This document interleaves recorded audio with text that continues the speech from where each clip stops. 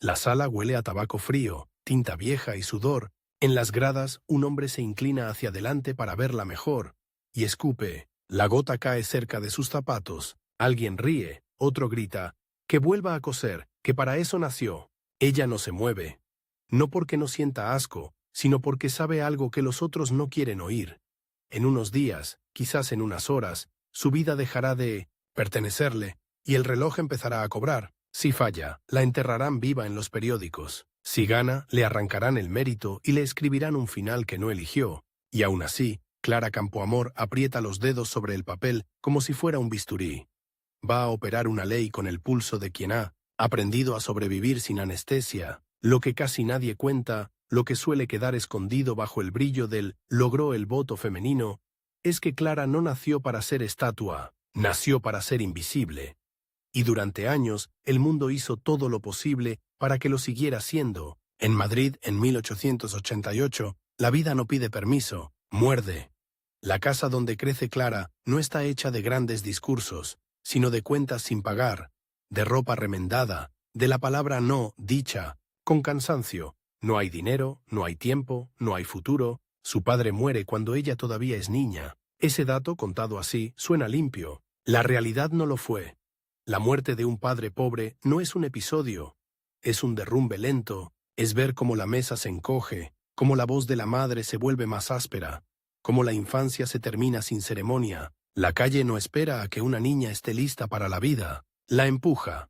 Clara aprende pronto el idioma secreto de la supervivencia, el de los trabajos pequeños, las horas largas y la dignidad apretada entre los dientes, mientras otras niñas juegan. Si es que alguien en su barrio puede permitirse jugar, ella mira manos, manos que cosen, manos que barren, manos que cuentan monedas como si fueran semillas en una tierra seca, y en esa observación, en ese entrenamiento sin querer, se le forma el músculo que luego la sostendrá en el Parlamento. La obstinación. Hay una escena que se repite, con variaciones, como un martillo. Clara llega a un lugar donde su nombre importa menos que su edad y su sexo. Le hablan como a alguien que debe agradecer por existir. Para una mujer esto ya es bastante. No te metas en líos. Son cosas de hombres. Ese para una mujer cae como una tapa de hierro sobre cualquier sueño, y sin embargo, Clara hace una cosa peligrosísima. No lo acepta como sentencia. Lo toma como desafío. Trabaja en lo que encuentra. Aprende a escribir con precisión, no por placer, sino por necesidad. La letra clara es un arma para quien no tiene otras. Y poco a poco empieza a notar algo inquietante. El mundo se ordena con papeles, con documentos, con firmas, con palabras que, escritas de cierta manera, pueden condenarte o salvarte. Quien domina ese idioma domina vidas. Y Clara, que ha visto demasiadas vidas doblarse, decide aprenderlo. No es una decisión romántica, es una decisión sucia, difícil. De esas que se toman cuando ya estás cansada de que otros decidan por ti. Estudiar no le llega como un regalo. Le llega como una deuda que ella misma se impone. A ratos es casi cruel.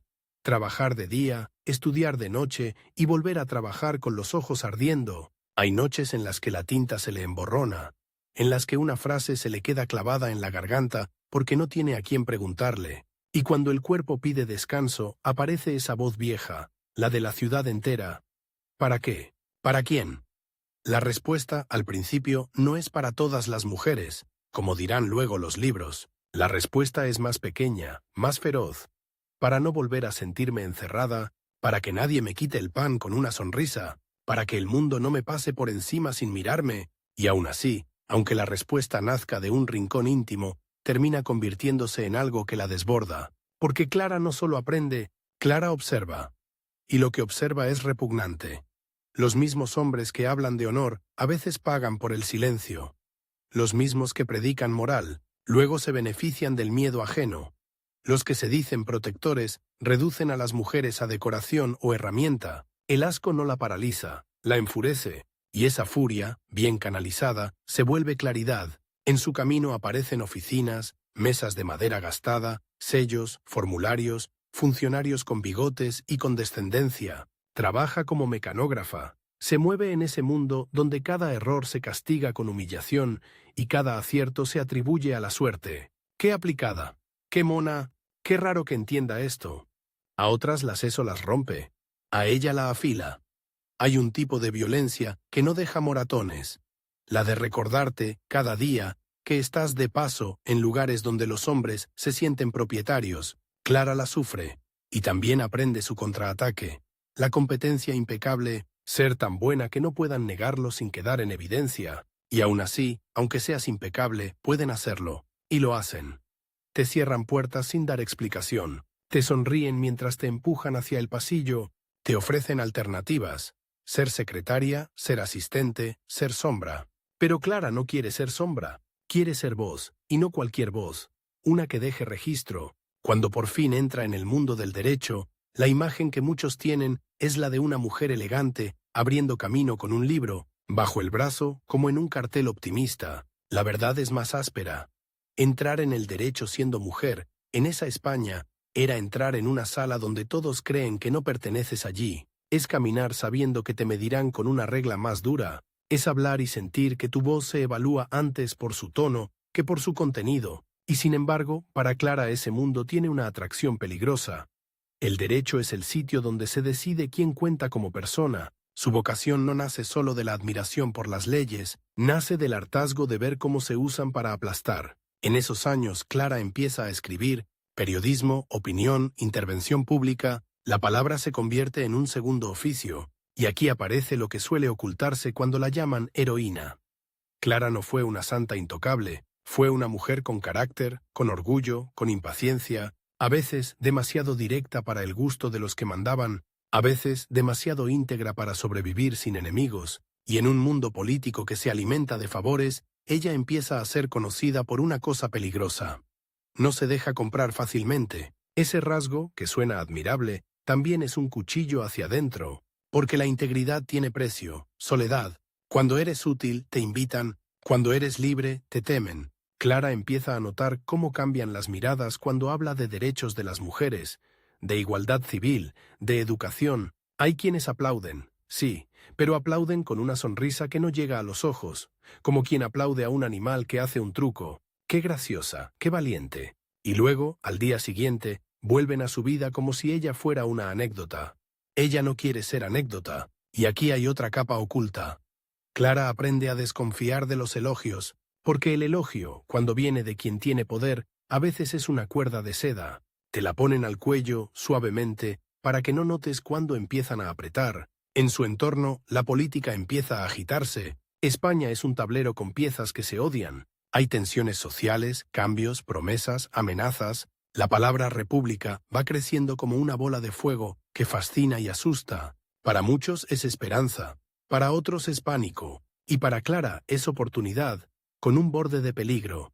Las grandes transformaciones suelen usar a las mujeres como símbolo, pero las expulsan cuando llega la hora de repartir poder real. Ella ve esa trampa venir, y decide no caer en ella. Mientras tanto, el tiempo sigue siendo su enemigo, porque Clara no tiene la ventaja de una familia rica, ni de un apellido que abra puertas. Cada año perdido es una pérdida real. Dinero, oportunidades, seguridad, y esa presión, ese reloj, empieza a imponerse como una amenaza invisible. Si no acelera, la historia pasará por encima de ella, y, peor aún, pasará por encima de millones sin que nadie lo note. Hay un momento, silencioso, que marca el giro. Clara se da cuenta de que no basta con ser una profesional competente. El sistema puede tolerar una mujer brillante si no cambia nada. Lo que no tolera es una mujer brillante que quiere cambiar las reglas. Y Clara quiere exactamente eso. En reuniones, en conversaciones, en cafés donde los hombres discuten el país como si fuera su propiedad, ella escucha frases que le dan náusea. Las mujeres votarán lo que diga el cura. La mujer es emocional. No están preparadas. Primero la república, luego ya veremos. Y ese ya veremos es el cementerio de los derechos. Clara reconoce el patrón. Siempre hay una excusa para posponer la libertad de los otros. Y entonces aparece, todavía a lo lejos, la sombra de un futuro rival. No es un villano de capa. No es un enemigo obvio. Es lo peor.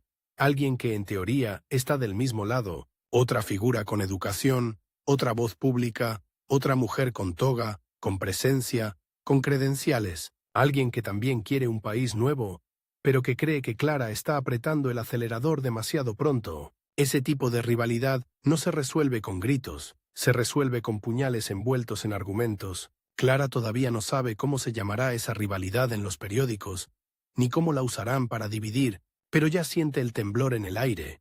Cuando dos mujeres se acercan al poder, el sistema intenta convertirlas en espectáculo, enfrentarlas, para poder decir después, ¿ven? Ni entre ellas se entienden. Clara no quiere ese guión, pero el guión viene hacia ella, y mientras se acerca, Clara sigue haciendo lo que sabe: estudiar, trabajar, escribir, defender ideas con una lógica que no pide permiso. Se forja, casi sin querer, una reputación incómoda, y esa reputación la empuja, paso a paso, hacia el centro donde se decide todo: la política. Lo más perverso es que, cuando por fin empieza a rozar ese centro, muchos le ofrecen una versión domesticada de sí misma. Puedes estar, pero sin molestar. Puedes hablar, pero no de esto. Puedes representar, pero no decidir. Es como dejar entrar a alguien a un banquete y obligarlo a mirar desde la puerta, sin tocar la comida. Clara, que ha pasado hambre real, no acepta ese tipo de insulto simbólico, y sin decirlo en voz alta, se impone una sentencia. Si voy a entrar de verdad. En los años previos al gran salto, su vida es una mezcla de avances y golpes. Un día consigue un logro. Al siguiente, un editor recorta sus palabras. Un funcionario le niega algo con una sonrisa. Un colega, bien intencionado, le explica, como si ella fuera una niña, cómo funciona el mundo. Clara aprende a respirar dentro de esa humillación constante y a convertirla en combustible. Porque hay una diferencia entre estar enfadada y estar decidida. Clara pasa de la primera a la segunda, y justo cuando España se prepara para un cambio histórico, Clara también se prepara, no para acompañar la historia, sino para empujarla. Sabe que el momento que viene no durará para siempre. Las ventanas políticas se abren y se cierran rápido, y si cuando se abran ella no está en el lugar correcto, otros escribirán la Constitución sin contar a la mitad del país. La imagen final de esta primera etapa no es triunfal, es una mujer sola, muchas noches, con una lámpara pobre, revisando textos, afinando argumentos, aprendiendo a anticipar trampas. Afuera la ciudad respira y murmura. Adentro el reloj sigue. Y lo que Clara empieza a entender, lo que casi nadie dice en voz alta, es que el verdadero enemigo no es solo la oposición evidente, el verdadero enemigo es el todavía no, ese veneno dulce que te convence de esperar, de callar, de ser prudente, hasta que ya no quede nada por lo que luchar. Clara decide que no esperará. El problema con los momentos históricos es que cuando llegan no avisan con trompetas, entran como una corriente de aire helado por debajo de la puerta. De pronto te das cuenta de que todo lo que parecía eterno, las jerarquías, los así se ha hecho siempre, el tono paternalista con el que te ordenaban callar, empieza a crujir. Y entonces ocurre, España cambia de piel. La proclamación de la Segunda República no cae del cielo como una fiesta limpia, es una mezcla de euforia y miedo, de banderas alzadas y miradas que calculan quién va a perder privilegios. En las calles hay alegría, sí, pero también hay algo que Clara percibe con una lucidez casi desagradable. Cuando un país se redefine, la mitad de la población suele ser tratada como decoración de la foto, se las invita a aplaudir, no a escribir. Clara no quiere aplaudir. En esos días, lo que la empuja hacia la política no es el deseo de poder por el poder, es la sospecha, cada vez más sólida, de que, si se está redactando un nuevo país, el viejo país intentará colarse en la tinta, cambiarán los nombres, las formas, los uniformes. Pero los límites para las mujeres permanecerán como una verja invisible, y Clara ya ha vivido demasiado tiempo chocándose contra verjas invisibles. Empieza a moverse con una intensidad que parece casi imprudencia. Reuniones, conversaciones, artículos, debates. Su voz es directa, cortante cuando hace falta, y eso incomoda. Hay hombres progresistas que la celebran en público y la desacreditan en privado. Hay otros que, sin disimulo, la miran como si fuera una anomalía. Una mujer hablando de Constitución, y con esa seguridad, como si la seguridad fuese un delito cuando sale de labios femeninos. Pero Clara sabe algo que aprendió a golpes. La seguridad se fabrica, a veces con miedo dentro, a veces con rabia, a veces con cansancio. Lo importante es no mostrar la costura. Se afilia a un partido que le parece, en ese momento, un vehículo posible para impulsar reformas. El Partido Radical, un nombre que suena a incendio, Pero la política real rara vez arde como promete. La política real es humo, pasillos, favores, silencios estratégicos, y Clara entra ahí con una desventaja brutal. No trae una red de protectores, trae, en cambio, la peor arma social, independencia. La independencia es atractiva cuando estás en un cartel, en una sala de decisiones es una amenaza. En el inicio, muchos la subestiman, le asignan el lugar clásico de la mujer brillante, útil para hablar de asuntos sociales, perfecta para dar un toque moderno, un buen rostro para la foto, y aquí aparece el primer giro amargo de su carrera. Clara entiende que la van a usar si se deja, y que la van a atacar si no se deja. No hay opción cómoda, así que elige la opción peligrosa. Cuando llega el momento de las candidaturas y los escaños, la maquinaria interna se mueve como un animal viejo. Hay codazos, promesas, listas que se modifican a última hora, sonrisas que esconden cuchillos. Clara entra en esa danza y descubre el asco más fino de la política. La hipocresía elegante. El insulto ya no se grita, se formula como recomendación. Clara, convendría que fueras más flexible. No te cierres puertas. No es el momento. El eterno no es el momento, vuelve a aparecer como una soga, pero esta vez Clara tiene un objetivo con fecha, porque la República abre una ventana. Hay cortes constituyentes, hay debates, hay leyes que pueden definirse durante meses, tal vez un año. Después, la ventana se cierra, y lo que no quede escrito no existirá. Ese es su límite de tiempo, no abstracto, con calendario. Cuando por fin obtiene su acta de diputada, cuando se sienta en ese espacio que durante siglos ha sido, simbólicamente, una habitación prohibida, el ambiente no la recibe como a una colega, la recibe como a un cuerpo extraño. La sala tiene su propio olor, madera encerada, papeles, sudor contenido y algo más. Una vieja arrogancia incrustada en las paredes. Clara siente el peso de docenas, cientos de ojos que no miran sus ideas, miran su presencia. En ese instante, ella comprende una verdad que da vértigo. Ya no es solo Clara, ahora es la mujer que se atrevió, y en política, convertirte en símbolo significa que te usarán como trofeo o como diana. A partir de ahí, su vida se acelera. Defiende reformas sobre igualdad jurídica, derechos civiles, educación, y choca una y otra vez contra el muro de la prudencia. Prudencia para los derechos de las mujeres, audacia para todo lo demás. El contraste es obsceno, porque mientras se discuten temas enormes con un tono épico, cuando Clara menciona a las mujeres, el aire cambia.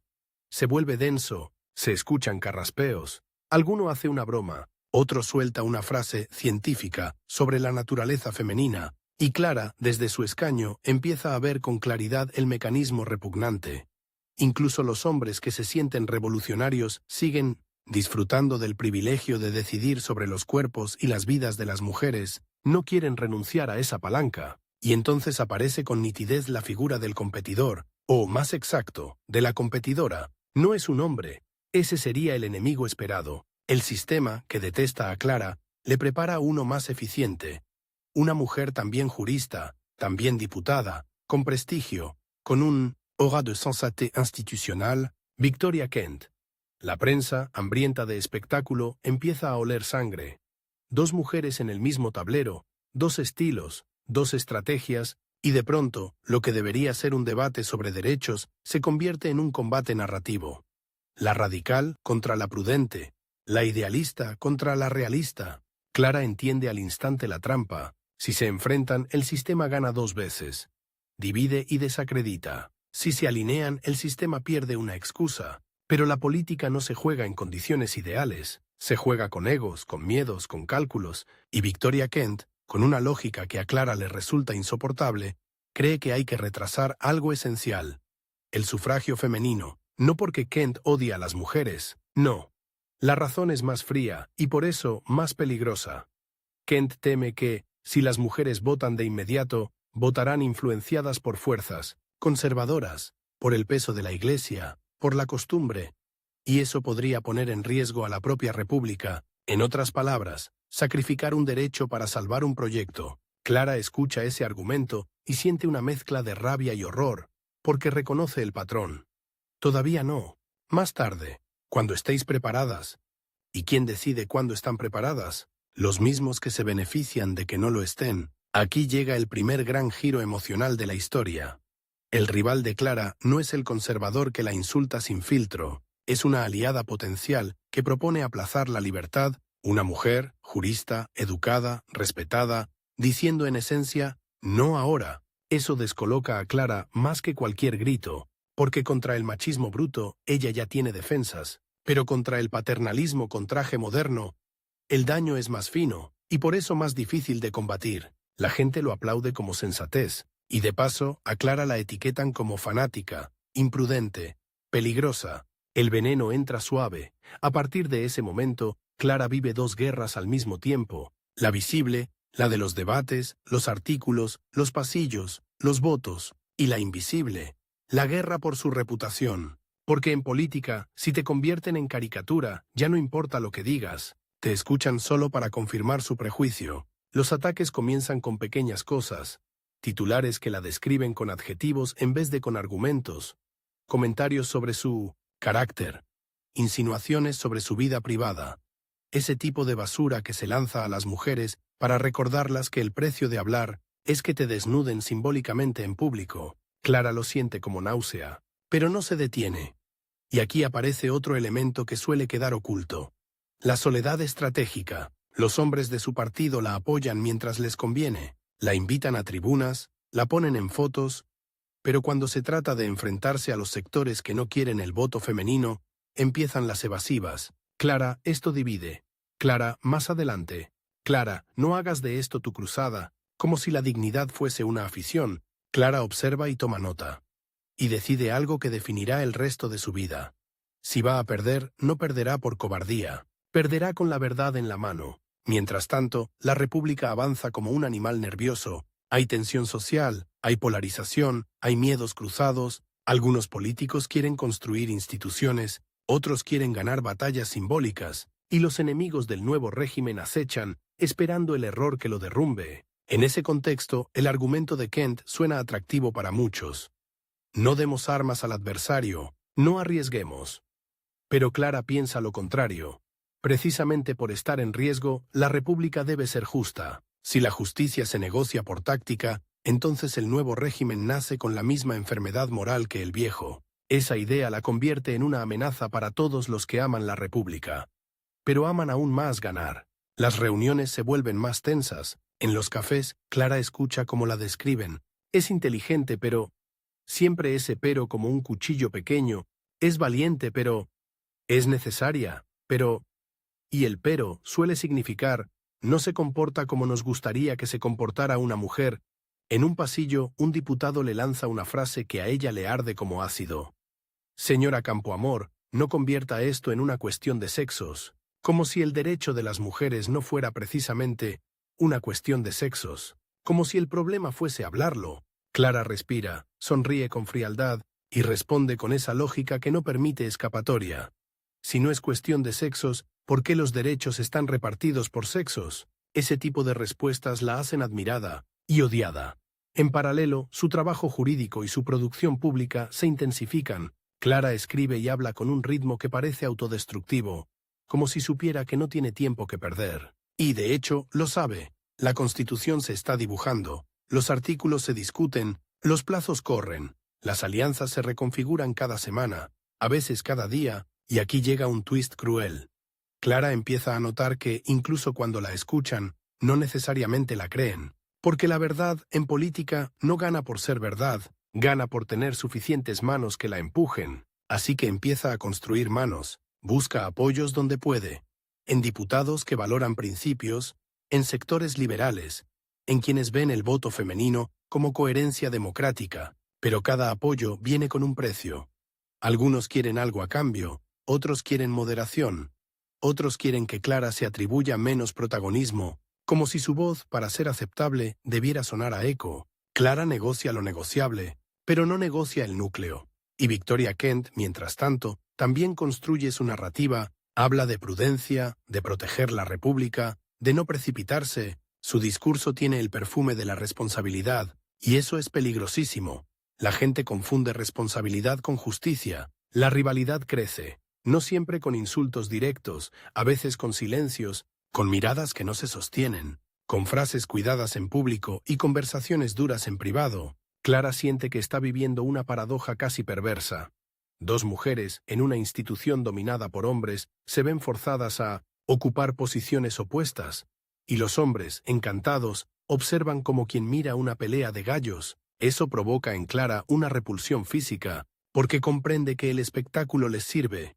Mientras ellas discuten, ellos conservan el centro, pero ya no hay vuelta atrás. El tema se acerca como una tormenta. El sufragio femenino no es un punto abstracto. Se está convirtiendo en una batalla concreta, con fecha, con votación, con consecuencias. En los corrillos algunos diputados lo dicen sin pudor. Si concedemos el voto, perdemos. Otros lo dicen con cinismo elegante.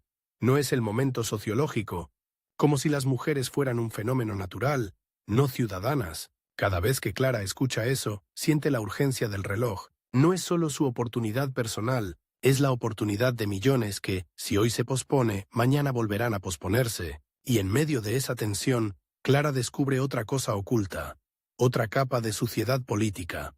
La gente que la aplaude por defender a las mujeres no necesariamente quiere que las mujeres voten. Les gusta la idea de Clara como símbolo de modernidad, pero no quieren el hecho concreto de la modernidad, perder el control sobre el resultado electoral, es decir, quieren la estética del progreso, no el costo del progreso. Clara, al comprenderlo, siente que se le hiela la espalda, porque entiende que el adversario real no es solo la derecha o el conservadurismo tradicional. El adversario real es el miedo a la democracia cuando puede cambiar el marcador, y aún así, ella se prepara. Empieza a ordenar argumentos como quien afila cuchillos, no para cortar personas, sino para cortar excusas. Se aprende de memoria cifras, ejemplos, comparaciones, trabaja su discurso para que cada frase sea un golpe, y en ese trabajo aparece la última vuelta de tuerca de esta parte.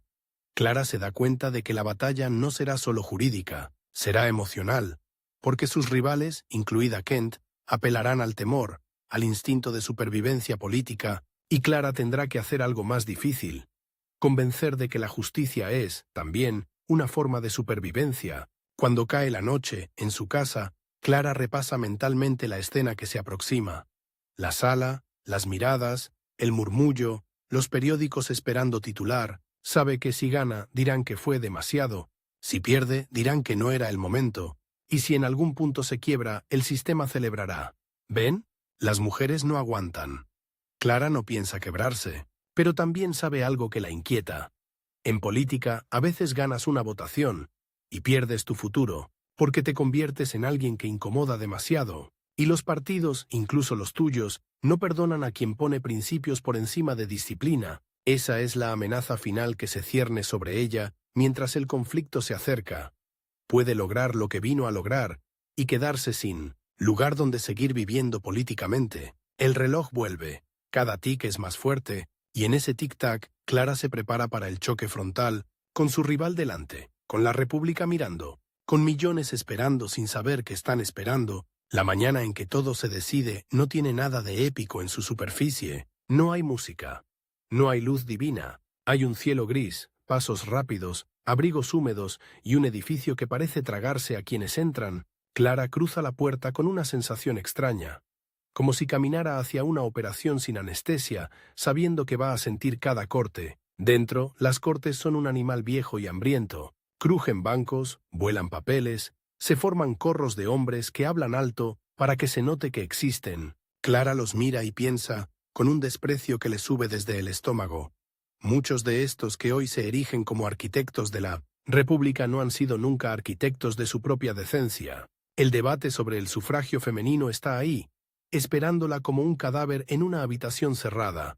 Aunque nadie quiera mirarlo, el olor ya se cuela por debajo de la puerta, y el reloj otra vez late, porque el tiempo de Clara no es el tiempo de los demás. Para muchos diputados, esta discusión es una pieza del tablero, una jugada más, algo que puede retrasarse, intercambiarse, usar como moneda. Para Clara no. Para Clara, si hoy no se escribe, se borra. Si hoy se aplaza, se condena. Y el aplazamiento en política tiene una forma muy concreta. Se convierte en olvido. Antes de entrar al hemiciclo, Clara siente una punzada de lucidez que casi la hace detenerse.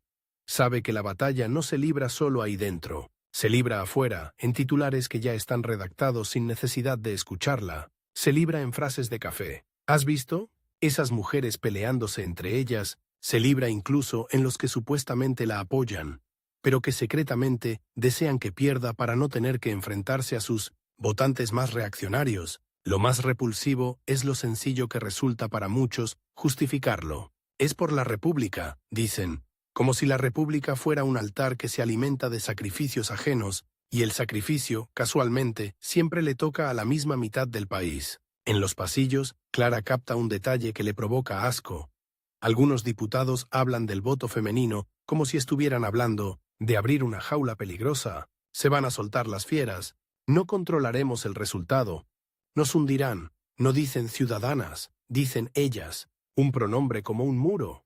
Y entonces la ve. Victoria Kent se mueve con seguridad, con esa elegancia seca de quien confía en que la historia le dará la razón. No hay odio abierto entre ellas en ese instante. Hay algo más tenso. El reconocimiento mutuo de que hoy una saldrá marcada para siempre. Kent representa la prudencia estratégica, Clara representa la justicia inmediata, ambas tienen argumentos. Pero solo una entiende que el más tarde es una forma de violencia. A Clara le recorre una idea casi cruel. El sistema las ha colocado como espejos opuestos para entretenerse, y sin embargo no puede retirarse. Si se retira, gana el sistema. Si duda, gana el sistema. Si se quiebra, gana el sistema. Así que entra. En el hemiciclo, el murmullo es un oleaje. Clara se sienta y por un segundo se permite mirar el lugar como si fuera un escenario de crimen. Porque lo es. Aquí se han asesinado derechos con frases elegantes. Aquí se han enterrado reformas con no es el momento. Aquí se ha defendido la libertad con una mano, mientras con la otra se sujetaba la cadena. Llega el turno de hablar, y Clara se levanta. En ese segundo siente el cuerpo en alerta, como si toda su vida anterior se comprimiera en la garganta. La niña que se quedó sin padre, la joven que trabajó hasta el agotamiento, la mujer que aprendió a no temblar cuando la miraban como intrusa, todo eso es una escalera que la ha traído aquí, y ahora solo hay un escalón más, el más alto, y el más resbaladizo. Empieza a hablar, y lo que hace no es pedir permiso, es imponer un marco. No se trata de si las mujeres votarán bien o mal, se trata de si son ciudadanas o si son un apéndice de la ciudadanía masculina. Se trata de si la república nace completa o nace coja. La sala reacciona como un animal al que han tocado una herida. Hay quien se revuelve, hay quien ríe, hay quien hace gestos de fastidio. Y Clara se da cuenta, con una frialdad que le quema, de que lo que más molesta no es su argumento. Es la naturalidad con la que reclama igualdad, porque el poder tolera la súplica. Lo que no tolera es la exigencia. En medio del debate, caen sobre la mesa los argumentos que Clara conoce de memoria. Que las mujeres están influenciadas por el clero, que son emocionales, que son conservadoras por naturaleza, que la república necesita consolidarse primero, y cada argumento tiene el mismo núcleo podrido. Miedo a perder, miedo a la democracia real. Clara mira alrededor y detecta la hipocresía como quien detecta moho.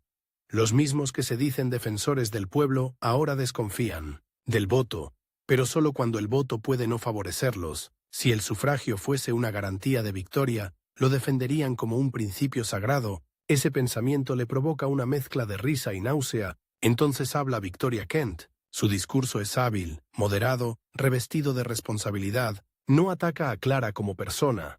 Ataca la oportunidad del momento. Habla del peligro de entregar el destino de la República a una masa femenina. Lo diga con palabras suaves o no, que no ha sido educada políticamente, y ahí, en esa frase, Clara siente el veneno completo. No han sido educadas. ¿Y quién ha impedido esa educación? ¿Quién ha mantenido a las mujeres fuera de la escuela, fuera de la vida pública, fuera de la propiedad, fuera del poder? Los mismos que ahora usan esa exclusión como argumento para prolongarla. Es una trampa perfecta. Te atan las manos y luego te culpan por no aplaudir. Clara responde con una precisión casi quirúrgica. No discute solo con Kent. Discute con el país entero, con siglos de excusas. Y en esa respuesta se produce el primer gran giro de la jornada. Clara deja de hablar como mujer que defiende a las mujeres y empieza a hablar como arquitecta de un principio democrático que deja en evidencia a todos, les coloca un espejo moral, les dice, sin decirlo con esas palabras, si la República no confía en las mujeres, entonces no confía en el pueblo. Si hay ciudadanos de segunda, entonces la Constitución es un fraude. El hemiciclo se inquieta. Los que ven venir el golpe intentan frenarlo con bromas, con interrupciones, con esa táctica vieja de convertir lo serio en ridículo. Clara no entra en ese juego. No se defiende de chistes. Los ignora como se ignora el ruido de una mosca cuando tienes un incendio delante. Y en ese punto ocurre algo que rara vez se cuenta con honestidad. Clara siente miedo, miedo real. No el miedo teatral del héroe en una película. Miedo de perderlo todo, miedo a que su propio partido la deje caer, miedo a que, aunque gane, la conviertan en enemiga interna, miedo a que la historia la mastique y la escupa, pero el miedo no la detiene, la vuelve más exacta. Porque Clara entiende que hoy no habla solo para convencer. Habla para dejar registro, habla para que, si los demás traicionan, quede claro quién lo hizo y por qué. La votación se acerca como un tren. En las bancadas algunos ya han decidido, otros dudan. Hay negociaciones rápidas, miradas, promesas de futuro. Clara observa un gesto y lo interpreta como un presagio. Un diputado que la evitaba hasta hace poco, ahora le sonríe, pero con una sonrisa de si esto sale mal, no me nombres. Esa es la política. Apoyos que no quieren ser vistos. Cuando por fin se vota, el aire se espesa. Clara siente el cuerpo inmóvil, pero por dentro todo tiembla. El estómago, las manos, la memoria. Sabe que el resultado no solo definirá un artículo, definirá su destino. Y entonces, gana. El sufragio femenino se aprueba, pero la victoria no es una explosión limpia. Es un impacto sordo, como un golpe en la puerta de una casa vieja que por fin se abre. Y detrás hay polvo acumulado, telarañas, resentimiento. Clara escucha aplausos, sí, pero también escucha el silencio de los que la odiarán más a partir de hoy. Y en ese mismo instante aparece el twist más cruel. En el momento exacto de su triunfo, Clara empieza a perder, porque los vencedores reales en política no siempre son quienes ganan la votación. A veces, los vencedores son quienes consiguen que el ganador pague un precio insoportable. En los días siguientes, la maquinaria de castigo se activa con un ruido casi invisible. Rumores, columnas, conversaciones casuales, donde su nombre aparece acompañado de veneno, nos ha puesto en peligro. Ha sido irresponsable. Se creerá la salvadora. Ya verán, nos costará caro. En lugar de celebrar la ampliación de la democracia, muchos políticos actúan como si Clara hubiera lanzado una maldición. La prensa hace lo que suele hacer con las mujeres que salen del guión. La reduce. Unos la pintan como fanática, otros como ingenua, otros como vanidosa. La atacan por su carácter, por su tono, por su ambición. En los cafés se escucha el comentario más repugnante, el que siempre reaparece. Seguro que lo hace por llamar la atención. Como si una mujer pudiera hacer historia sin que la acusen de querer miradas, y Clara descubre el segundo giro, todavía más doloroso. Incluso parte del movimiento que debería abrazar el voto femenino empieza a usarla como chivo expiatorio. Si la República tropieza, será por culpa del voto femenino. Si pierde elecciones, será por culpa de las mujeres. Y si es por culpa de las mujeres, entonces será por culpa de Clara, la que lo empujó. Ese mecanismo es perfecto. Te permiten abrir la puerta y luego te culpan de que entre el aire. En ese clima, la rivalidad con Victoria Kent se vuelve un fantasma constante, porque aunque Kent haya defendido aplazar el sufragio, su posición ahora parece sensata, a ojos de muchos que temen el futuro, y la narrativa se invierte. Clara, la que ganó el derecho, es presentada como la que arriesgó la República. Kent, la que quiso retrasarlo, como la prudente. La historia, incluso antes de escribirse, intenta traicionarla. Y Clara lo siente, lo vive, lo paga. Aún así, su trabajo no se detiene. Impulsa reformas relacionadas con la igualdad civil.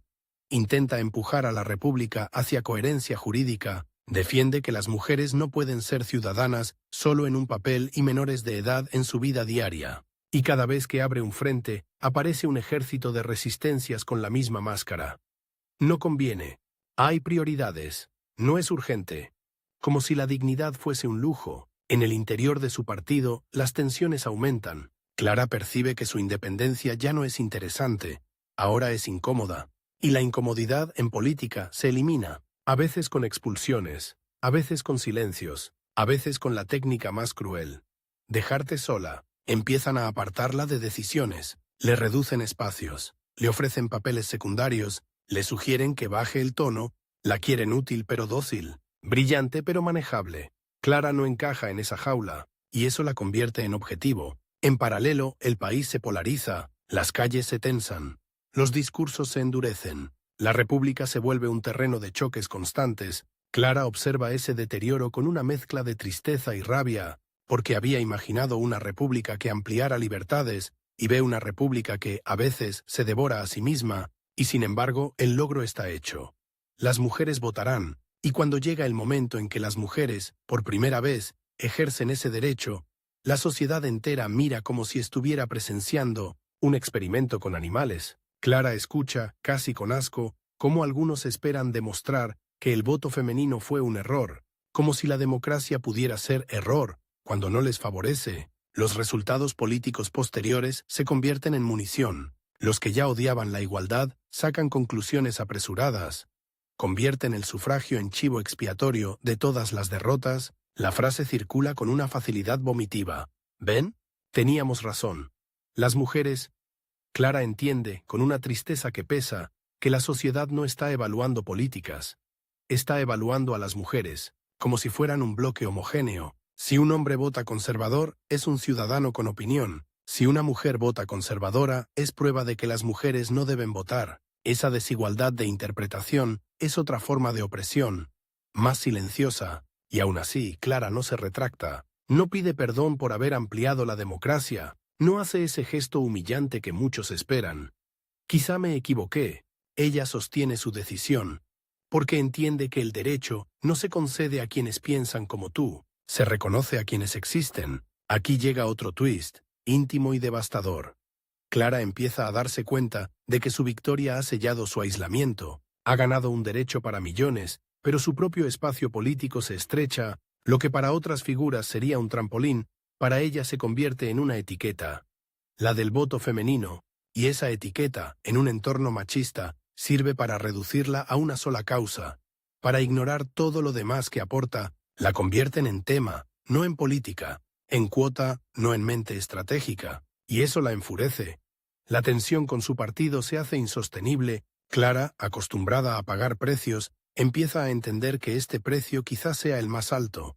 Le están quitando la posibilidad de seguir influyendo desde dentro, y hay un instante en que la tentación de rendirse aparece, no como cobardía, sino como agotamiento, pero rendirse sería aceptar el relato del sistema, que una mujer no puede sostenerse en el poder sin ser domesticada. Clara no acepta ese relato. No obstante, la realidad no se ablanda por orgullo. Las elecciones cambian el tablero, las alianzas mutan. La república se vuelve cada vez más frágil. Clara se encuentra en una posición peligrosa, demasiado liberal para unos, demasiado incómoda para otros, demasiado suya para un sistema que prefiere obediencia, y el castigo final se prepara con calma. La exclusión, el logro histórico, el voto femenino, queda, pero Clara empieza a ser empujada fuera de los centros de decisión, y lo más irónico, lo más repugnante, es que muchos de los que se beneficiarán simbólicamente de su victoria después, los que en el 1975 futuro dirán, nosotros fuimos, hoy la dejan sola para no pagar el costo. Esta parte de su vida, la de las cortes y el sufragio, suele contarse como un triunfo lineal. Una mujer valiente, un discurso, un derecho conseguido, pero lo que queda escondido es la factura. La factura se paga con ataques, con aislamiento, con el rumor de que ella puso en peligro la república, con el trato de intrusa, incluso tras hacer historia. Y aún así, Clara se mantiene firme, porque entiende algo esencial. Hay victorias que no se miden por lo que te dan, sino por lo que estás dispuesto a perder para que existan. Y ella ya ha perdido mucho. Cuando cae la noche de ese período, Clara camina por calles que parecen las mismas, pero que ya no lo son. Sabe que, en alguna parte, una mujer que nunca la conocerá, podrá algún día meter una papeleta en una urna. Sabe también que su propio futuro se ha vuelto más incierto, y esa mezcla, luz para otras, sombra para ella, la acompaña como una segunda piel. El reloj, de nuevo, no se detiene, solo cambia el tipo de amenaza, porque ahora el peligro no es perder una votación, ahora el peligro es perder un país. La tragedia de las victorias morales es que, a veces, en cuanto las consigues, el mundo te cobra con intereses. Clara lo descubre muy pronto, primero con el desprecio elegante, luego con el aislamiento. Y finalmente con algo mucho más simple y brutal. El peligro físico. España entra en una espiral donde las palabras ya no bastan para herir. Empiezan a herir las armas. La República, que había prometido aire nuevo, se llena de humo, de sospechas, de ajustes de cuentas, y Clara, que nunca fue buena para obedecer consignas, se encuentra en el peor lugar posible. Entre los bandos, entre las lealtades, ciegas, entre la maquinaria de quienes solo entienden la política como un ring. Lo más difícil de explicar de esa etapa no es por qué se fue, lo difícil es entender lo que significa irte cuando todo lo que has peleado se queda atrás, expuesto, sin defensa. Clara había nacido pobre, había subido a golpes hasta tocar la ley con las manos, y ahora el país la empuja hacia la puerta de salida como si fuera un estorbo. No sale como salen los turistas, sale como sale quien ha olido el aviso de muerte. Hay momentos en la vida en que una persona percibe algo que no aparece en los periódicos. El cambio en los ojos de los demás, un vecino que ya no saluda, un conocido que baja la voz cuando pasas, un antiguo compañero que, de repente, finge no verte. Clara detecta ese cambio y entiende que su nombre, que había sido un argumento, empieza a convertirse en una diana. La ironía es casi obscena. La mujer que logró un derecho civil para millones comienza a perder el derecho básico de caminar tranquila. Cuando decide marcharse, se lleva poco. Papeles, ropa, algún libro y una certeza amarga. No es la derecha la única que la odia. También hay sectores propios que la consideran peligrosa porque no repite el guión, porque no se calla cuando ve injusticias del lado que se supone que debe aplaudir, porque entiende que la democracia no es un uniforme, es un método. Y un método se mide por cómo trata a los incómodos. Y Clara era la incómoda profesional. El exilio empieza, como empiezan casi todos los exilios, con prisa y con vergüenza ajena, prisa por sobrevivir, vergüenza por la facilidad con la que los amigos se vuelven humo. En el camino hay estaciones, habitaciones prestadas, fronteras donde te miran como si tu vida fuera un paquete sospechoso. Clara, que había aprendido a dominar el lenguaje de las leyes, se encuentra de pronto reducida al lenguaje más primitivo, el de «déjenme pasar». En París y en otros lugares de tránsito ocurre uno de los giros más corrosivos de su historia.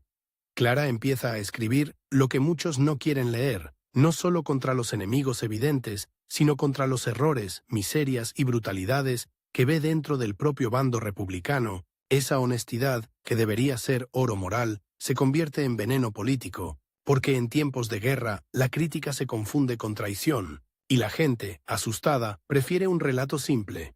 Buenos perfectos contra malos absolutos. Clara no sirve para relatos simples, así que su figura queda atrapada en un limbo. Para unos, demasiado roja, para otros, demasiado incómoda, para casi todos, demasiado libre. Y ahí aparece lo que estaba escondido bajo la épica del sufragio. El precio psicológico. Clara no solo pierde país, pierde tribu, pierde el suelo social donde una persona, por muy fuerte que sea, se apoya para no caer al vacío. En el exilio no te mata de golpe una bala. Te mata a veces el silencio de no pertenecer, el silencio de escuchar tu idioma como si fuera un eco lejano, el silencio de pasar de diputada a señora que traduce textos para pagar la renta, y aún así, Clara sigue. Lo hace con una mezcla extraña de orgullo y necesidad. Orgullo, porque no soporta mendigar. Necesidad, porque el exilio no perdona. En Buenos Aires, donde se instala durante años, Clara se reinventa como puede. Traducciones, conferencias, escritura, biografías, artículos. El trabajo no es glamour intelectual, es supervivencia. Hay noches en que la tinta ya no es un arma para cambiar leyes. Es pan. Este es uno de los secretos que rara vez se cuentan cuando se habla de ella. La mujer que cambió la historia de España pasó buena parte de su vida posterior peleando por cosas tan básicas como pagar una habitación y no depender de nadie. Y sin embargo, esa precariedad no la domesticó, la volvió más feroz. Desde la distancia, Clara observa España como se observa una herida que no deja de sangrar, y a veces la herida le devuelve insultos, porque el franquismo se instala como una losa y reescribe el país. En ese nuevo relato, Clara es doblemente intolerable. Por republicana y por feminista, su nombre desaparece de las narraciones oficiales y cuando aparece es para ser deformado. La dictadura tiene una habilidad especial. No solo elimina cuerpos, elimina memoria. Pero Clara tiene otra habilidad. No se deja borrar del todo. Continúa escribiendo, insistiendo, hablando cuando puede, su voz se vuelve transnacional, como si entendiera algo que la España cerrada no quería aceptar. Los derechos no pertenecen a un solo país, son una corriente que atraviesa fronteras, aunque los muros la retrasen. En esas décadas, el rival que en su día fue el centro del espectáculo, Victoria Kent, también vive su propia ruta de exilio, y la historia les hace una jugada irónica. Dos mujeres que fueron convertidas en adversarias públicas terminan lejos, arrastradas, por la misma tormenta que arrasó la República. ¿Se reconcilian? ¿Se abrazan? La vida real no es tan cinematográfica. A veces la reconciliación no llega en forma de escena. Llega en forma de comprensión silenciosa, a destiempo, cuando ya no sirve para titulares. Clara, por dentro, aprende una verdad amarga. En la política, la rivalidad más dañina no es con el enemigo declarado, es con el aliado que te obliga a defender lo obvio como si fuera extremo. Esa herida deja marca. Y aún así, con el paso de los años, lo que se va imponiendo no es la pelea personal, sino la evidencia histórica. Clara tenía razón en lo esencial: el derecho que se aplaza se pudre. La ciudadanía que se condiciona no es ciudadanía, es permiso. Pero la razón moral no paga facturas, ni cura la soledad. En Buenos Aires, Clara envejece lejos de las calles donde alguna vez se jugó la vida política. Ve pasar modas, gobiernos, discusiones, trabaja como si el descanso fuera un lujo indecente. El cansancio se acumula en los hombros, en la mirada, en esa manera de respirar que solo tienen los que han vivido demasiado tiempo en estado de alerta. A finales de los años 40, Clara intenta volver, no como estrella, no como símbolo, como persona que quiere regresar a su idioma cotidiano, a su clima, a su gente. Pero España, bajo la dictadura, no es un lugar al que se regrese sin pagar peaje, y a ella le colocan trampas, acusaciones, procesos, sospechas que la convierten en alguien peligrosa. Por definición, es un mecanismo perfecto. Si no te pueden refutar, te criminalizan. Si no te pueden borrar del todo, te impiden tocar suelo. Clara entiende que regresar podría significar cárcel, humillación o algo peor, y el exilio entonces deja de ser una decisión. Se vuelve condena. Otro twist cruel. Durante años, el país al que le dio un derecho le niega el derecho mínimo de pisarlo sin miedo. En 1955, Clara se desplaza a Lausana, Suiza. Es un lugar más frío, más callado, casi clínico. Trabaja en un bufete. Vuelve a un entorno jurídico, como quien vuelve a un instrumento que conoce, aunque ya no sea el instrumento del triunfo, sino el de la subsistencia. Y ahí aparece la segunda cuenta atrás de su vida. El cuerpo empieza a cobrarle todo. Primero pequeñas señales, luego pérdidas más serias. La vista, esa herramienta esencial para quien vive entre textos, se deteriora. Imagínalo. Una mujer que luchó con palabras y leyes, obligada poco a poco a depender de otros para leer, para revisar, para comprobar. No es solo un problema médico, es una humillación íntima. Es como si el destino le arrancara, despacio, el arma con la que había peleado. Y Clara, que detesta la compasión, debe aprender algo todavía más difícil que debatir en el Parlamento. Aceptar ayuda sin sentir que está perdiendo dignidad, pero no se ablanda. Lo que hace es transformar el dolor en otra forma de resistencia. La resistencia silenciosa.